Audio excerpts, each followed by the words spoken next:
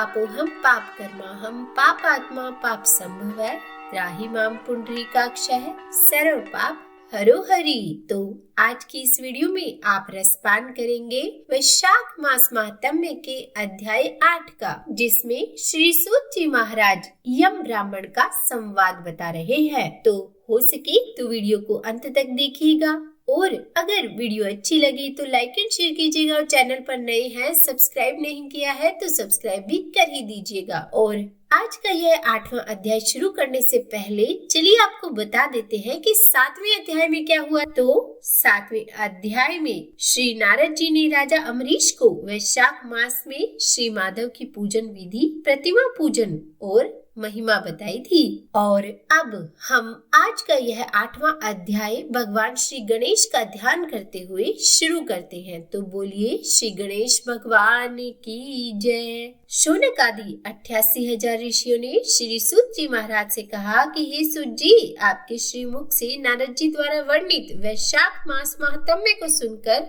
हम सभी बहुत अधिक धन्य हुए हैं। यह वैशाख माह इतना ज्यादा पवित्र और पुण्यमय है, इसीलिए हे सूत जी महाराज इस विषय को पुनः विस्तार से कहिए। आपके उत्तम वचन रूपी अमृत का पान करते करते हमें तृप्ति नहीं होती है। तब श्री सूत जी महाराज बोले कि हे महर्षियों, इस विषय में एक प्राचीन इतिहास है, जिसमें एक ब्राह्मण और धर्मराज यमराज के संवाद का वर्णन है। तुम लोग उसे ध्यान पूर्वक सुनो। एक समय एक ब्राह्मण ने धर्मराज यमराज को पूछा कि हे धर्मराज, धर्म और अधर्म के निर्णय में आप सबके लिए प्रमाण स्वरूप हैं, इसीलिए आप ही बताइए कि मनुष्य किस कर्म से नरक में जाते हैं और किस कर्म को करने से स्वर्ग में जाते हैं। कृपया करके इन सब बातों का वर्णन कीजिए। तब यमराज बोले कि हे ब्राह्मण, जो मनुष्य मन, वाणी तथा क्रिया द्वारा धर्म से विमुख और श्री विष्णु की भक्ति से रहित है, जो ब्रह्मा, शिव तथा विष्णु को भेद बुद्धि से देखते हैं, जिनके हृदय में विष्णु विद्या से विरक्ति है, जो दूसरों के खेत, जीविका, घर, प्रीति तथा आशा का नाश करते हैं, वो नरक में जाते हैं। जो मूर्ख जीविका का कष्ट भोगने वाले ब्राह्मणों को भोजन की इच्छा से दरवाजे पर आता देख उनकी परीक्षा करने लगते हैं, उन्हें तुरंत भोजन नहीं देते, उन्हें नरक का ही अतिथि समझना चाहिए। जो मूर्ख, अनाथ, वैष्णव, दीन, रोगों से परेशान तथा वृद्ध मनुष्य पर दया नहीं करता, तथा जो पहले कोई नियम लेके पीछे जितेंद्रियता के कारण उसे छोड़ देता है, वो निश्चय ही नरक का पात्री है। जो सब पापों को हरने वाले दिव्य स्वरूप, व्यापक, विजय, सनातन, अजन्मा, चतुर्भुज, अच्युत, विष्णु रूप दिव्य पुरुष श्री नारायण देव का पूजन, ध्यान और स्मरण करते हैं, वो श्री हरि के परम धाम को प्राप्त होते हैं। यह सनातन श्रुति है। भगवान दामोदर के गुणों का कीर्तन ही मंगलमय है, वही धन का उपार्जन है तथा वही इस जीवन का फल है। अमित तेजस्वी देवादिदेव श्री विष्णु के कीर्तन से सब पाप उसी प्रकार नष्ट हो जाते हैं, जैसे दिल निकलने पर अंधकार। जो प्रतिदिन श्रद्धा पूर्वक भगवान श्री विष्णु की यशोगाथा का गान करते हैं और सदा स्वाध्याय में लगे रहते हैं, वो मनुष्य स्वर्गगामी होते हैं। हे विप्रवर, भगवान वासुदेव के नाम जप में लगे हुए मनुष्य पहले के पापी रहे हों तो भी भयानक यमदूत उनके पास नहीं फटकने पाते। हे द्विश्रेष्ठ, हरि कीर्तन को छोड़कर दूसरा कोई ऐसा साधन मैं नहीं देखता जो जीवों के संपूर्ण पापों का नाश करने वाला, प्रियचित हो, जो मांगने पर प्रसन्न होते हैं, देकर प्रिय वचन बोलते हैं, तथा जिन्होंने दान के फल का परित्याग कर दिया, वो मनुष्य स्वर्ग में जाते हैं। जो मनुष्य दिन में सोना छोड़ देते हैं, सब कुछ सहन करते हैं, पर्व के अवसर पर लोगों को आश्रय देते हैं, अपने से द्वेष रखने वालों के प्रति कभी भी द्वेषवश अहितकारक वचन मुंह से नहीं निकालते, अपितु सबके गुणों का ही बखान करते हैं, वे मनुष्य स्वर्ग में जाते हैं। जो पराई स्त्रियों की ओर से उदासीन होते हैं और सतगुण में स्थिर होकर मन, वाणी अथवा क्रिया द्वारा कभी उनमें रमण नहीं करते, वो मनुष्य स्वर्गगामी होते हैं। किसी भी कुल में उत्पन्न होकर जो दयालु, यशस्वी, उपकारी और सदाचारी होते हैं, वो मनुष्य स्वर्ग में जाते हैं। जो व्रत को क्रोध से, लक्ष्मी को ईर्ष्या से, विद्या को मान और अपमान से, आत्मा को को प्रमाद से, बुद्धि को लोभ से, मन को काम से तथा धर्म को कुसंग से बचाए रखते हैं, वे मनुष्य स्वर्ग जाते हैं। हे विप्र, जो शुक्ल और कृष्ण दोनों पक्ष की एकादशी का पूर्ण विधि पूर्वक उपवास करते हैं, वे मनुष्य स्वर्ग को जाते हैं। समस्त बालकों का पालन करने के लिए जैसे माता बनाई गई है तथा रोगियों की रक्षा के लिए जैसे औषधि की रचना हुई है, उसी प्रकार संपूर्ण लोगों की रक्षा के निमित्त एकादशी तिथि का निर्माण हुआ है। एकादशी के व्रत के समान पाप से रक्षा करने वाला दूसरा कोई साधन नहीं है। इसीलिए एकादशी को विधि पूर्वक उपवास करने से मनुष्य स्वर्ग लोक में जाते हैं। अखिल विश्व के नायक भगवान श्री नारायण में जिनकी भक्ति है, वो सत्य से ही और रजोगुण से युक्त होने पर भी अनंत पुण्यशाली है तथा अंत में वैकुंठ धाम में पधारते हैं। जो नर्मदा, यमुना, गंगा तथा पुण्यशिला गोदावरी का सेवन और सदाचार का पालन करते हैं, जिनकी स्नान और दान में सदा प्रवृत्ति है, वो मनुष्य कभी नरक के मार्गदर्शन नहीं करते। जो कल्याणदायिनी नर्मदा नदी में गोते लगाते हैं तथा उनके दर्शन से प्रसन्न होते हैं, वो पाप रहित होकर महादेव जी के लोक में जाते हैं और चिरकाल तक वही आनंद भोगते हैं। और जो मनुष्य चंबल नदी में स्नान करके शौच, संतोष आदि नियमों का पालन करते हुए उसके तट पर विशेषतः व्यास आश्रम में 3 रात निवास करते हैं, वो स्वर्ग लोक के अधिकारी माने गए हैं। जो गंगा जी के जल में अथवा प्रयाग, केदार, पुष्कर, व्यास आश्रम या प्रभात क्षेत्र में मृत्यु को प्राप्त होते हैं, वो सीधा विष्णु लोक में जाते हैं। जिनकी द्वारका या कुरुक्षेत्र में मृत्यु हुई है, अथवा जो योगाभ्यास से मृत्यु को प्राप्त हुए हैं, अथवा मृत्यु काल में जिनके मुख से हरि इन 2 अक्षरों का उच्चारण हुआ है, वे सभी भगवान श्री हरि के प्रिय है। हे विप्र, जो द्वारकापुरी में 3 रात भी ठहर जाता है, वो अपनी 11 इंद्रियों द्वारा किए हुए सारे पापों को नष्ट करके स्वर्ग में ही जाता है। ऐसी वहाँ की मर्यादा है। वैष्णव व्रत, जिसे एकादशी के नाम से जाना जाता है, उसके पालन से होने वाला धर्म तथा यज्ञ आदि के अनुष्ठान से उत्पन्न होने वाला धर्म, इन दोनों को विधाता ने तराजू पर रखकर तोला। उस समय इनमें से पहले का ही पलड़ा भारी था, मतलब एकादशी व्रत का। हे ब्राह्मण, जो एकादशी का सेवन करते हैं, जो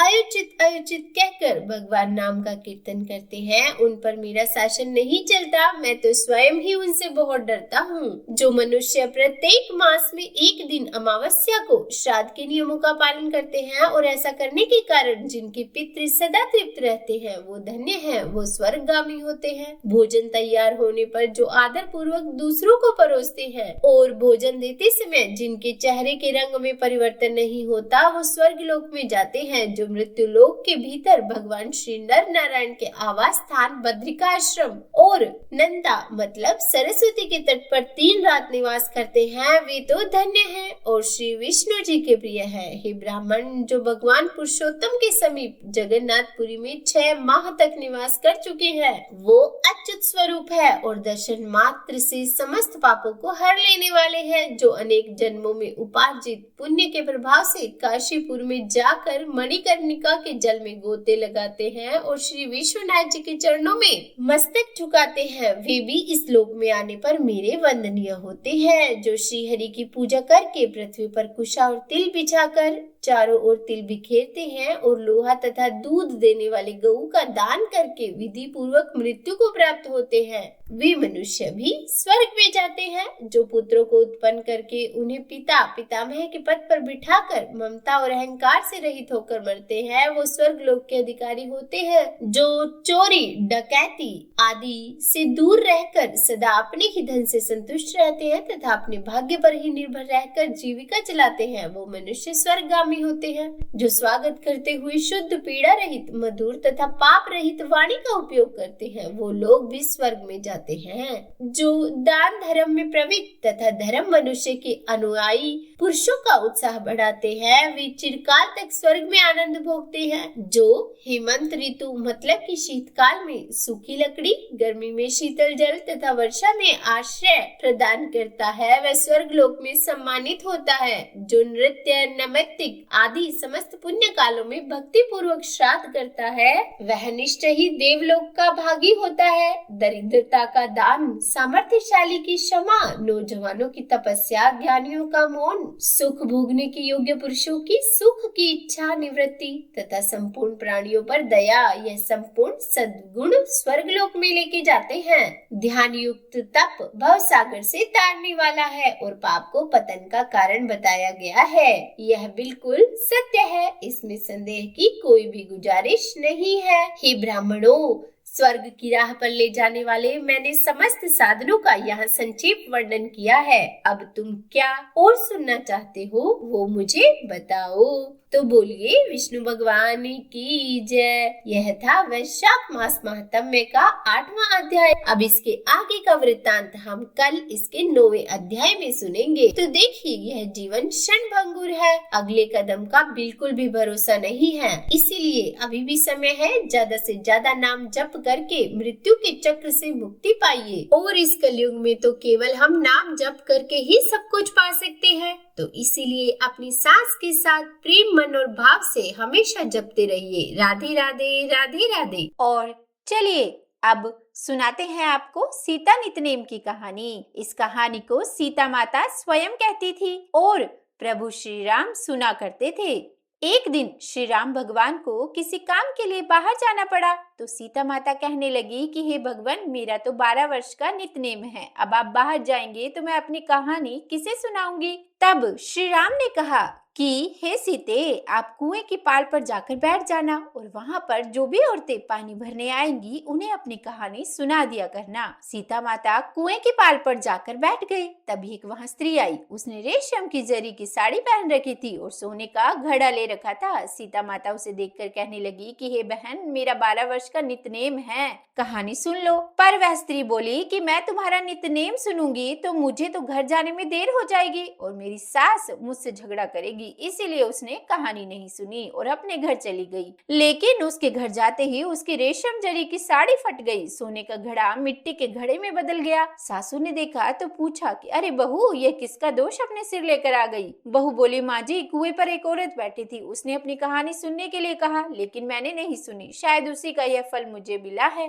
तब अपनी बहू की बात सुनकर अगले दिन वही साड़ी और वही घड़ा लेकर सास कुएं की पाल पर गई। सास को वहीं पर सीता माता बैठी मिली। तो सीता माता ने फिर से कहा कि हे बहन, मेरी कहानी सुन लीजिए। तब सासू बोली कि एक बार छोड़, मैं तो 4 बार कहानी सुन लूंगी। तब सीता माता बोली कि राम आए, लक्ष्मण आए, देश के पुजारी आए, नितनेम का नेम लाए, आओ राम, बैठो राम, तपी रसोई जीमो राम, माखन मिश्री खाओ राम, दूध बताशा पियो राम, सूत के पालक मोठो राम, शाल दुशाला ओढ़ो राम, शाल दुशाला ओढ़ो राम, जब बोलूं राम ही राम, राम सवारे सबके काम, खाली घर भंडार भरेंगे, सबका बेड़ा पार करेंगे, श्री राम जय राम, जय जय राम। और तब सासू बोली कि बहन, कहानी तो बहुत अच्छी लगी। फिर कहानी सुनकर सासू घर चली गई और उसकी साड़ी फिर से रेशम जरी की बन गई। मिट्टी का घड़ा भी फिर वापस से सोने के घड़े में बदल गया। बहू ने देखा तो कहने लगी कि सासू माँ, आपने यह सब कैसे किया। तब सासू बोली कि बहू, तू तो दोष लगा कर आई थी और मैं अब दोष उतार कर आ रही हूँ। बहू ने पूछा कि माँ जी, वह कुएं वाली स्त्री कौन है। तब उसकी सासू ने कहा कि बहू, वह तो सीता माता है, वह पुराने से नया कर देती है, खाली घर में भंडार भर देती है, वह लक्ष्मी जी का वास घर में कर देती है और मनुष्य की जो भी इच्छा हो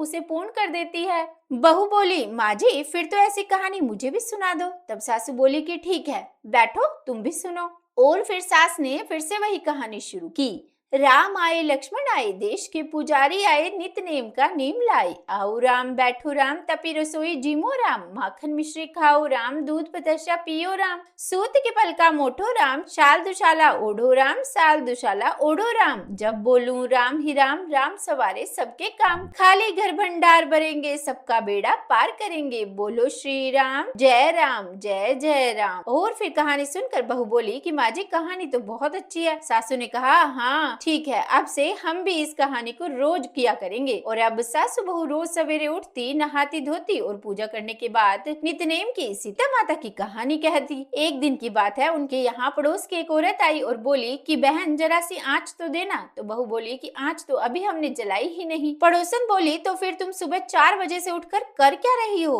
तो उन्होंने कहा कि हम तो सुबह सुबह उठकर पूजा करते हैं और फिर सीता माता की नित्यनेम की कहानी कहते हैं। पड़ोसन ने उनकी बात सुनकर फिर कहा कि सीता माता की कहानी कहने से तुम्हें क्या फल मिला? तब वे दोनों बोली कि सीता माता की कहानी कहने से घर में भंडार भर जाते हैं, सारे काम पूर्ण हो जाते हैं, मन की इच्छा भी पूरी हो जाती है। तब पड़ोसन ने कहा कि बहन अगर ऐसा है तब तो मुझे भी वो कहानी सुना दो। तो बहू बोली कि ठीक है, तुम भी ये कहानी सुन लो। और बहू ने सुनाना शुरू किया। राम आए लक्ष्मण आए, देश के पुजारी आए, नित नेम का नेम लाए। आओ राम बैठो राम, तपी रसोई जीमो राम। माखन मिश्री खाओ राम, दूध बताशा पियो राम। सूत के पल का मोठो राम, शाल दुशाला ओढ़ो राम। शाल दुशाला ओढ़ो राम, जब बोलू राम ही राम। राम संवारे सबके काम, खाली घर भंडार बनेंगे, सबका बेड़ा पार करेंगे। श्री राम जय जय राम। और फिर पड़ोसन ने इस कहानी को सुना तो कहने लगी कि बहन कहानी तो बहुत अच्छी लगी। अब वह पड़ोसन भी नित्यनेम सीता माता की कहानी कहने लगी। कहानी कहने से सीता माता ने पड़ोसन के भी धन के भंडार भर दिए। देखते ही देखते अब तो पूरे मोहल्ले में नित्यनेम की कथा चल पड़ी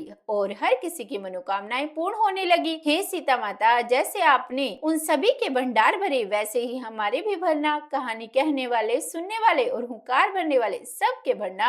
तो सभी प्रेम से बोलिए सीता मैया की जय। तो उम्मीद करती हूँ आज की यह वीडियो आपको पसंद आई होगी। अगर अच्छी लगी हो वीडियो तो लाइक एंड शेयर जरूर कीजिएगा और चैनल पर नए हैं, सब्सक्राइब नहीं किया है तो सब्सक्राइब भी कर ही दीजिएगा। देखिए इस कथा को जितना हो सके शेयर कीजिए, क्योंकि इन कथाओं को शेयर करने से शास्त्रों का ज्यादा से ज्यादा प्रचार होगा और यह भी एक सेवा ही है। और हाँ, कमेंट बॉक्स में राधे राधे जरूर लिखिएगा। तो बोलिए राधे राधे।